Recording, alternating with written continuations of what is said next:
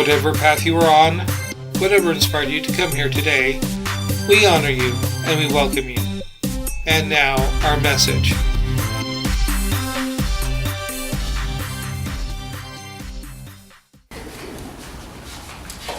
Good morning. Good morning. I know Lyle's taking care of the transition of the plugs, so are we good now? Awesome. I always study certain books for my talks, and so I have a couple that I will share with you later on. So good morning. My name is Reverend Ali Benjamin. Good morning. Good morning. Good morning.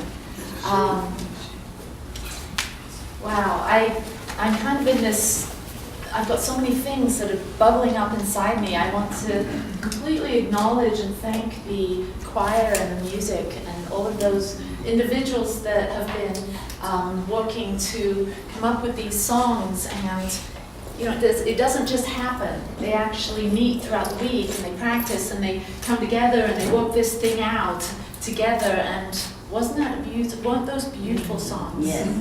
Yeah, and I know that you are learning them from scratch. Some of you don't know these songs, some of you do. So I know there's a learning curve to this, and it's beautiful to watch your evolution. And for you to be here sharing your gifts with us is truly amazing. So thank you.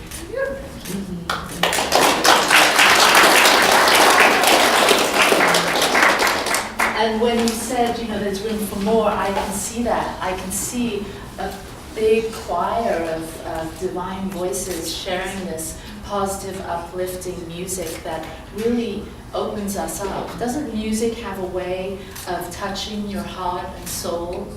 Maybe even more profound than speaking, you know, an actual talk.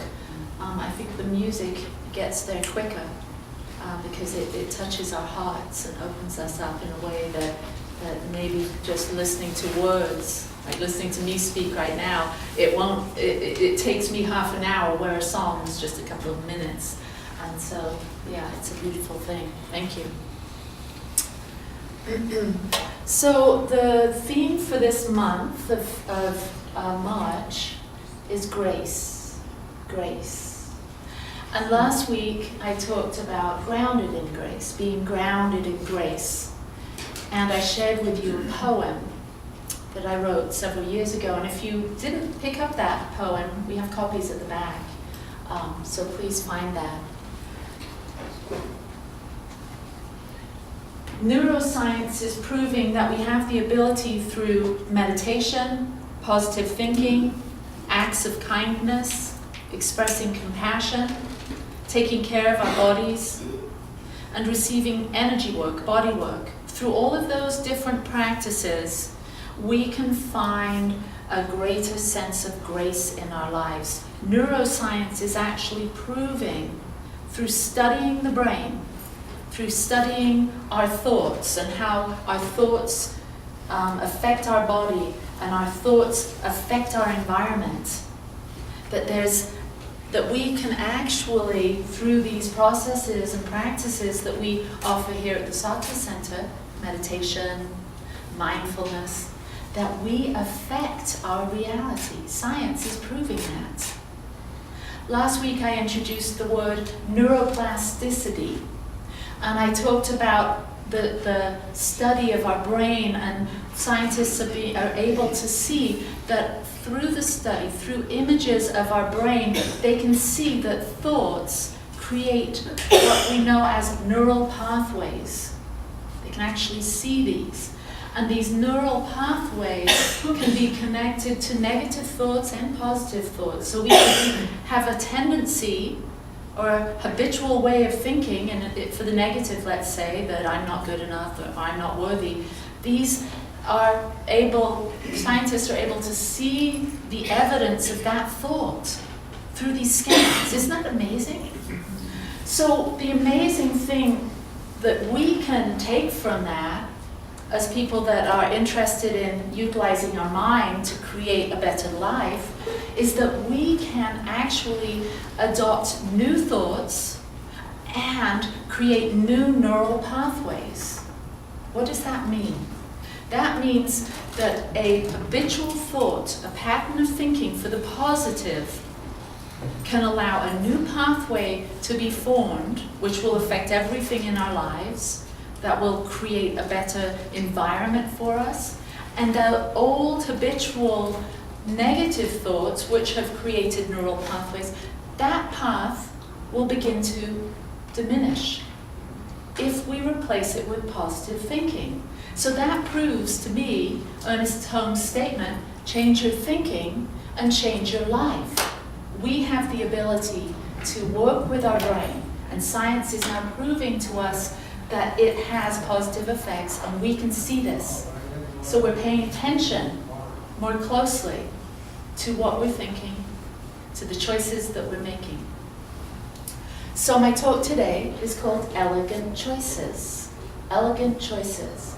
And it came to me from, I'm currently teaching a class, Practical Spirituality 100, and this is one of the books that's recommended in that course, Elegant Choices.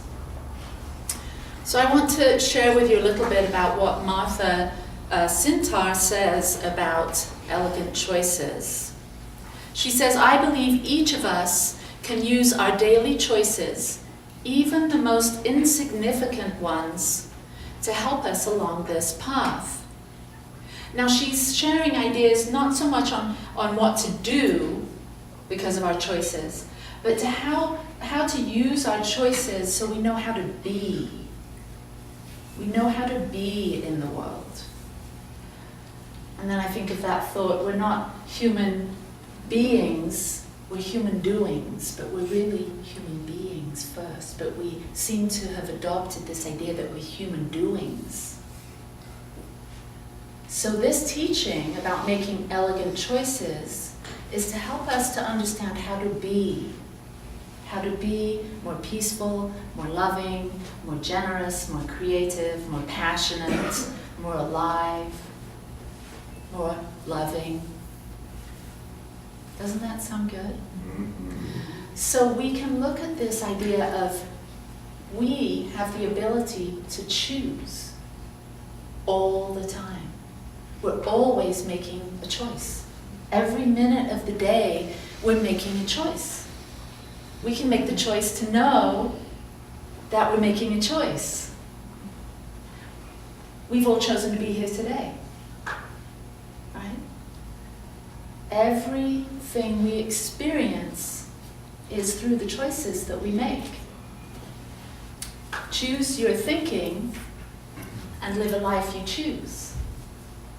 Instead of living a life by default, by realizing that we have the power to choose moment by moment how we react to life, how we respond to life, even the thoughts that we choose to give our attention to. We get to choose. So this week I encourage you to pay attention. Pay attention to what you're paying attention to. Pay attention to what you're paying attention to. And that can be really shocking. Because don't you find yourself sometimes in that place where you're consumed in negativity, you're consumed with thoughts that you wouldn't think you'd choose. But when you realize that, when you pay attention to what you're paying attention to, and you realize that you're always making a choice, you may stop that unconscious dive into negativity. We're at choice. We're at choice.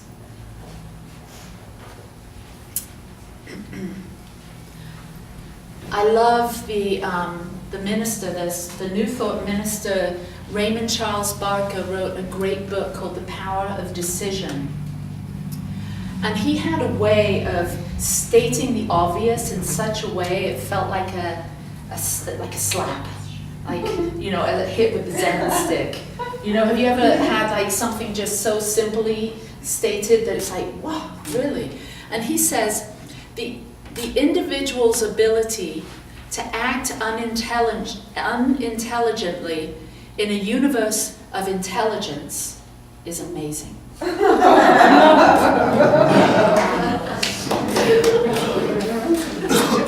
I would say the individual's ability to live in lack and poverty in a universe of unlimited abundance and creativity is amazing. Isn't it? We are astonishing beings. What I love about us in this room, we've probably come to the realization that we don't want to live a life of lack, a life of not being creative, of poverty, of scared, of sad, of all of those things. We want to live a life that supports life. So let us learn from the universe. Let us learn from nature. It has all of its wisdom. It's silently offering us a way, if we have the ears to hear it. So let's make the choice to listen to the natural intelligence of this universe that will supply us everything we need to live in alignment with it. Now that is an elegant choice, is it not? But so many of us have chosen to take the directive of our ego mind, our small mind, our unevolved mind, our conditioned mind, our programmed mind. And that's a choice when you look at it that way. So Martha goes on to say, what does Martha go on to say? Each choice says something about us, says something to us, imprints a message in and on us. These messages further our good or defeat it. So, how do we know if we've been making good choices, elegant choices? Well, we can look at our life to see. Because isn't our life a representation or a demonstration of the choices we've made? So if you were just to take a moment to ponder that, to look at your own life, all of the highs and all of the lows, and you were to think that, I chose this. Or maybe you didn't consciously choose it, but doesn't it make sense that all of it is because of the choices you've made? No? Yes. Yes. Yes. Yes. So what's the key factor here? If you want different conditions, if you like the highs but you're not so keen of some of the low parts of what you're experiencing, what do you think you need to do? Different choices. Wow, that's so empowering. That is so empowering. And it's the same message we talk about every week. It's the same thing. We just give the talk a different title. But it's really the same thing. You get to choose your thoughts and you get to experience that reality of your choices. Some people say, well, I'm not ready for that kind of responsibility. That's okay. That's okay. But now you've heard it, you'll pay more attention to the choices you make, I would imagine. I think so. So what does Ernest Holmes, in my second book, have to say about choices? We cannot live a choiceless life.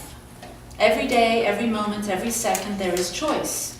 If it were not so, we would not be individuals. We have the right to choose what we wish to experience. We have the right to choose the kind of companions whom we wish to associate. There can be no choice unless there is something from which to choose. Otherwise, the ability to choose would be merely a fantasy. Therefore, there must be not only the possibility of choice, but the liability of experiencing that which is chosen. That which is chosen. So sometimes I've made choices that allow me to experience things that I don't want, that I don't think I really chose. So what do we do? What do we do when we're experiencing something that we don't like? Well, one of my old habits was to deny it or push it away or try and escape from that choice. But really, the more awake, enlightened thing to be would to choose to look at it, to deal with it, to dive through it. Because everything that happens to us, every problem that we have, every negative relationship or situation that we experience is an opportunity to make more elegant choices moving forward. And what you resist persists. So when you find yourself with something that you don't really like, you get to choose to be present with it. We are always given an opportunity to show up and bring something beautiful into the situation and circumstances or relationship that we're presented with.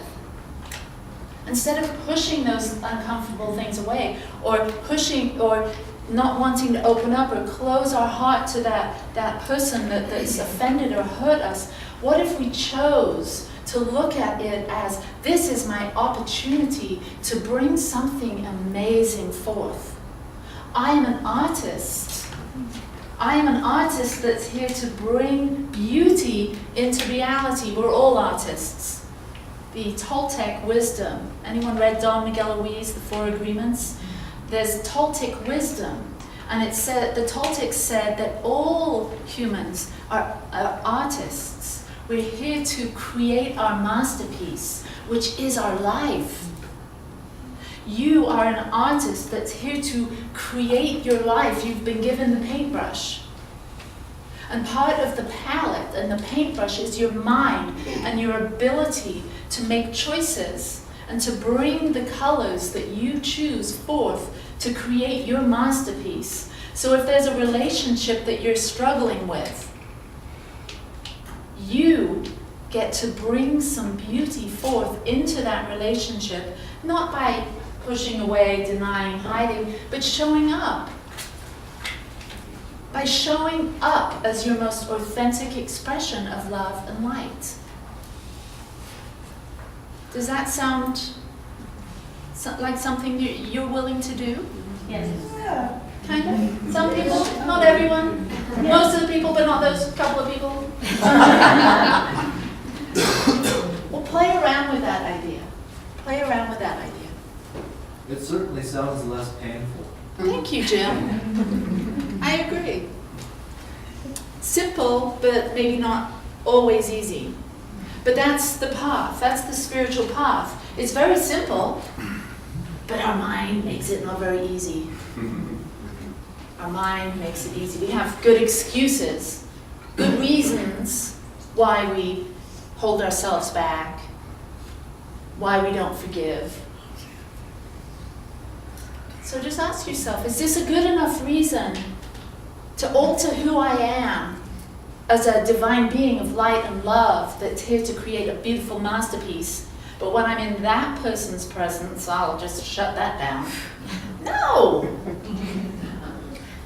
No, let's do it all the time. Let's agree all the time to be our fabulous, most magnificent, creative self. That's what the world is longing for.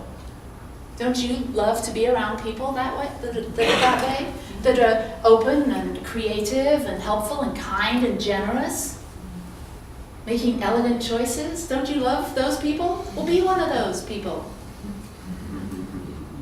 Be one of those people.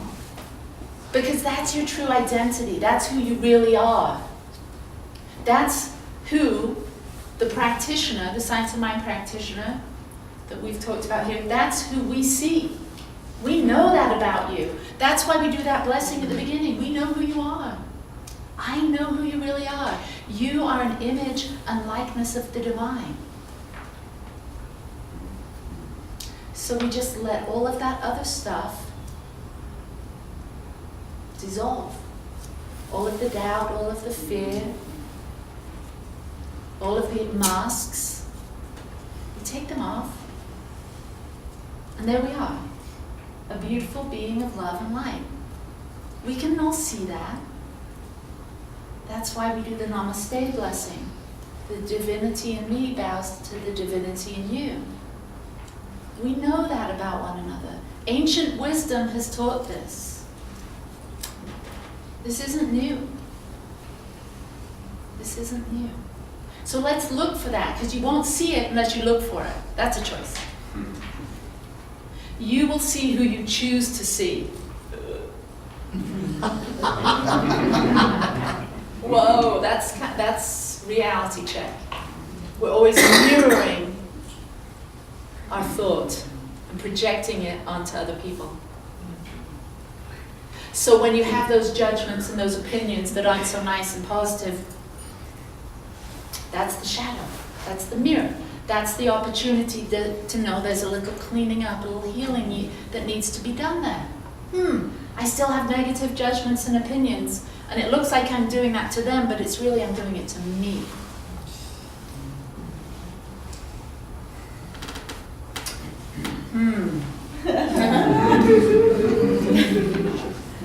So that's the mirror that we stand on the same side as. Yeah. So what do you bring? What do you bring? What do you bring to the world through the choices that you've made? So I'd like everyone to close their eyes and do like a process with me to contemplate this. Take a breath and know that you're always at choice as to what energy you bring into your relationships, to your work, and into your body. Always making choices about what energy you are creating. So I want you to ask yourself some questions and just listen with that deeper, wiser part of you. Maybe it's located in your heart somewhere. What did I create this week? Listen. What did I create this week?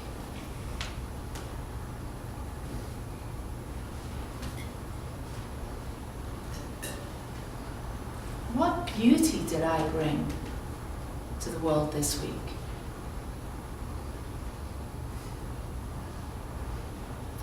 What did I create this week with the choices I made?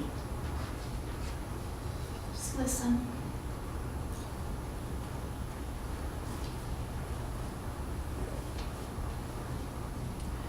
What new choices am I ready to make next week?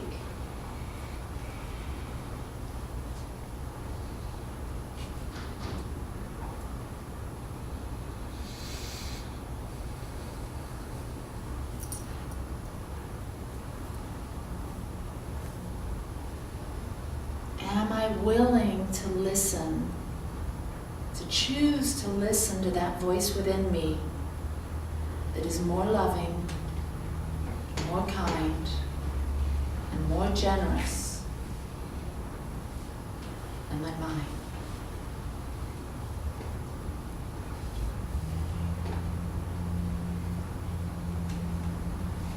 Taking a breath.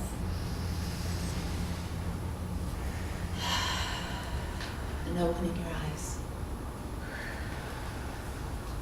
A simple little process like that, some people say, I don't have time for meditation, my mind's too busy. I don't have enough time for meditation, I've got to do X, Y, and Z. Just a simple little process of asking yourself some meaningful questions can help bring you into this moment, can help bring you in alignment with more positivity. So take that time to do that this week.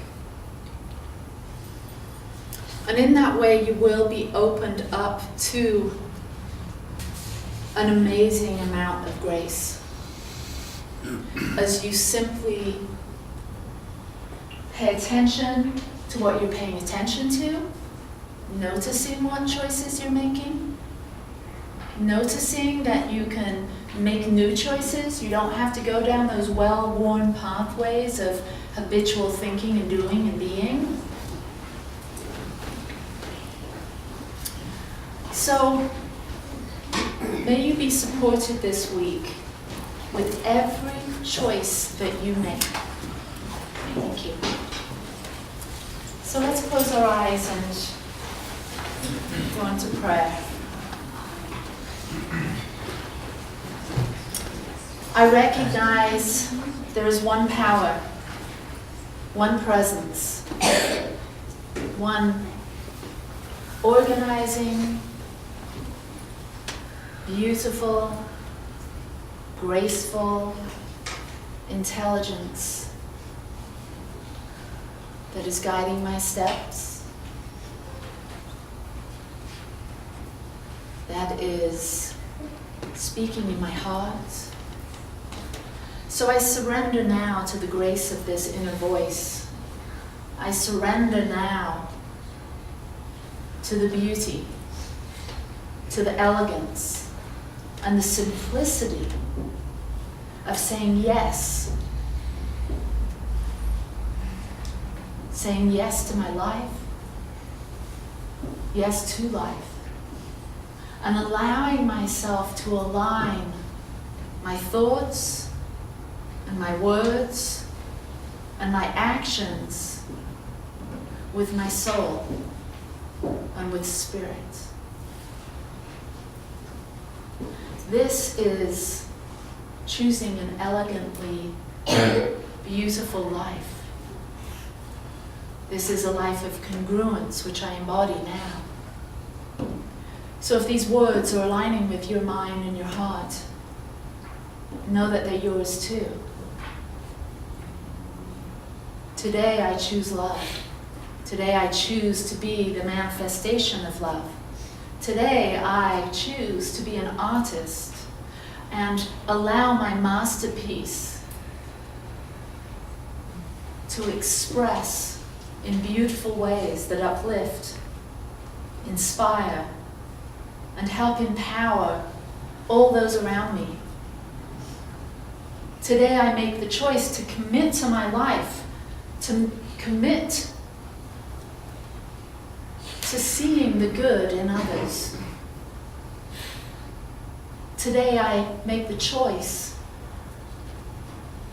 to support others, to encourage others, to be helpful. Today I choose. Today I love. And today I ground myself in the grace that is always present. So let us send out a blessing to all beings, all sentient beings. May all beings without exception experience peace and grace and love. And see this blessing going out in waves of light and love throughout all the lands, through all the bodies of water, until our whole planet is infused with our blessing, that all beings experience love and peace and grace and the root cause of these things, now and always. For this we're blessed. So I simply let these words go, knowing that they're already so. They're already imprinted into the fabric of this room, into reality. I let go and I let love, and so it is. Namaste. Namaste.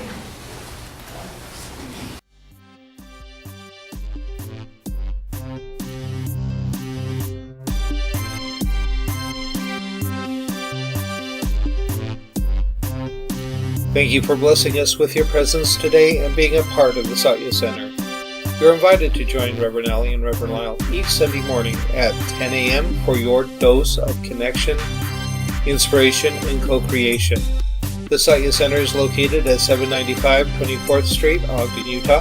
For directions, a map, and our service times, please see our website, thesatyacenter.org. This program was brought to you by the kind donations from the members of the Satya Center. Thank you.